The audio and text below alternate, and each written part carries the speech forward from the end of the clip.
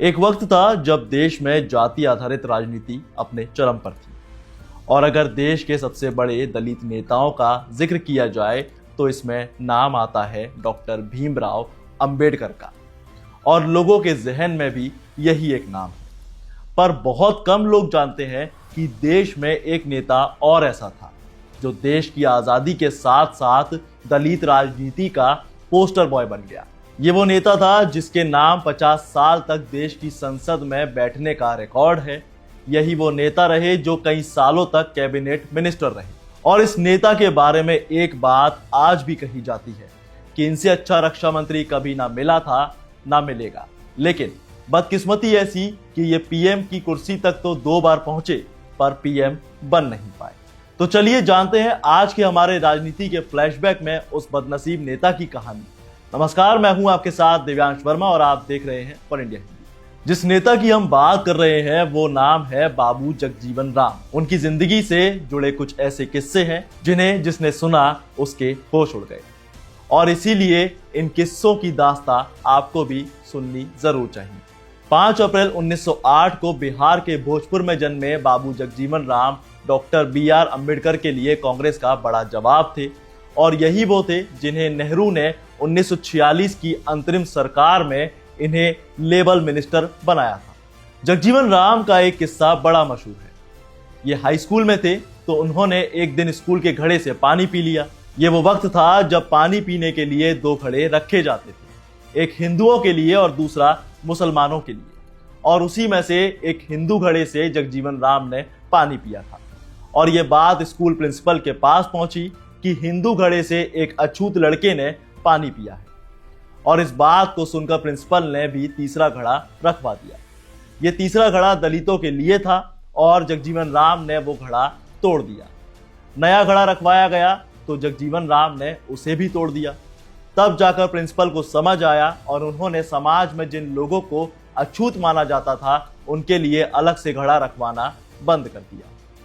इसके बाद एक फिल्म बॉबी का किस्सा बड़ा मशहूर है। 1970 में राज कपूर की फिल्म मेरा नाम जोकर रिलीज हुई। ये वो फिल्म थी जिसे बनाने में राज कपूर ने अपनी पूरी प्रॉपर्टी लगा दी थी। इसके बाद भी इस फिल्म के लिए कर्जा लेना पड़ा था। हालांकि फिल्म फ्लॉप हो गई और राज कपूर कंगाल हो गए। अब उनके पास कोई और दूसरा ऑप्शन नहीं था, इसीलिए उन्होंने एक छोटे डिस्ट्रीब्यूटर चुन्नी भाई कपाड़िया की बेटी डिंपल कपाड़िया और अपने बेटे ऋषि कपूर के साथ एक फिल्म बनाई। नाम था बॉबी, जिसे 1973 में रिलीज किया गया। हालांकि फिल्म हिट हुई और इसके हिट होने के पीछे की वजह बना इसका कंटेंट। ये वो वक्त था जब फिल्मों की पहुंच आम लोगों तक उतनी ज्यादा नहीं थी। टीवी पर ब्लॉकबस्टर फिल्में दिखाई नहीं जाती थी। साल 1977 में चुनाव से पहले इस फिल्म को संडे के दिन टीवी पर दिखाया गया।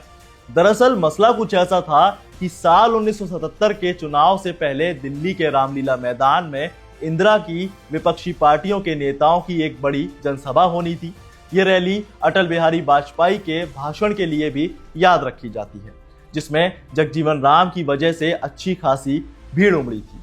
लेकिन लोगों की इस भीड़ को रोकने के लिए संजय गांधी के करीबी और सूचना प्रसारण मंत्री विद्याचरण शुक्ला ने रैली वाले दिन ही टीवी पर फिल्म बॉबी दिखाने का फैसला किया, क्योंकि उन्हें लग रहा था कि लोग रैली छोड़कर फिल्म देखने के लिए घर पर रुकेंगे। लेकिन शुक्ला गलत साबित हुए।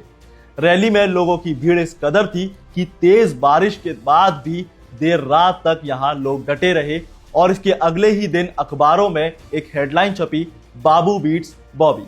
बाबू जगजीवन राम के ठाठ ऐसे थे कि बनारस हिंदू यूनिवर्सिटी यानी BHU इस बात की गवाह है। असल में यह किस्सा भी आरा के स्कूल से जुड़ा हुआ है।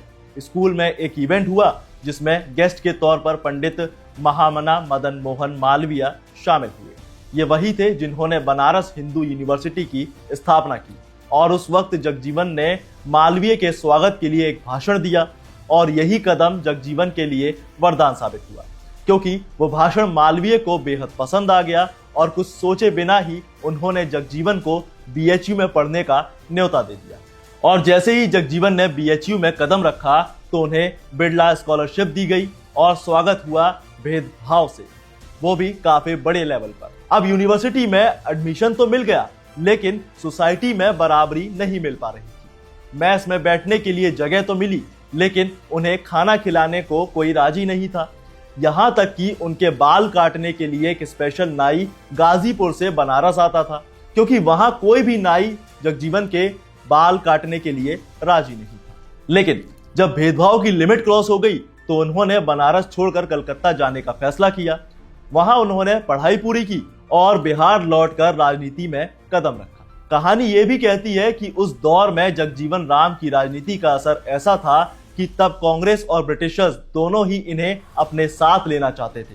हालांकि जीत मिली कांग्रेस को। और अब एक आखिरी किस्सा। मेनका गांधी के संपादन में मैगजीन छपा करती थी, नाम था सूर्या।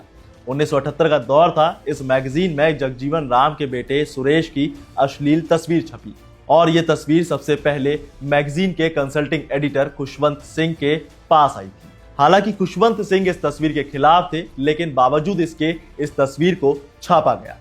पूरे देश में हंगामा मच गया और उप प्रधानमंत्री बाबू जगजीवन राम के राजनीतिक करियर की एंडिंग शुरू हो गई। अब सुरेश की जो तस्वीर छापी गई उसमें दिल्ली यूनिवर्सिटी की एक स्टूडेंट और सुरेश साथ में थे।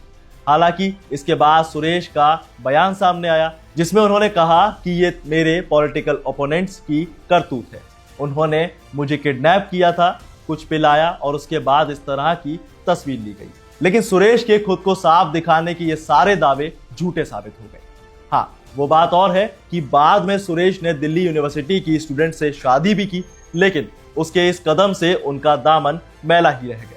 इस पूरे स्कैंडल में केसी त्यागी का भी नाम सामने आया था, जो उस वक्त डीयू के युवा नेता थे। और एक बात जो राजनीतिक गलियारों से निकलकर सामने आती है वो ये कि गुमनामी की शर्त पर यह हमेशा से माना जाता रहा है कि सूर्या मैगजीन में वो तस्वीरें जगजीवन राम का करियर खत्म करने के लिए ही छपवाई गई थी। कैबिनेट में सबसे कम उम्र के सांसद होने के साथ साथ वो एक ऐसे मिनिस्टर हुए जिन्होंने अपनी आखिरी सांस तक संसद की सीट नहीं छोड़ी और 6 जुलाई 1986 को इन्होंने दुनिया को अलविदा कह दिया।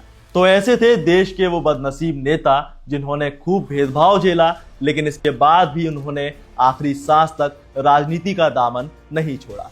फिलहाल आज के इस राजनीति के फ्लैशबैक में बस इतना ही। फिर एक नई कहानी आप तक जल्द पहुंचेगी। कहानी पसंद आई तो वीडियो को लाइक शेयर जरूर करें और ऐसी तमाम शानदार अनसुनी कहानियों के लिए अभी सब्सक्राइब करें वन इंडिया।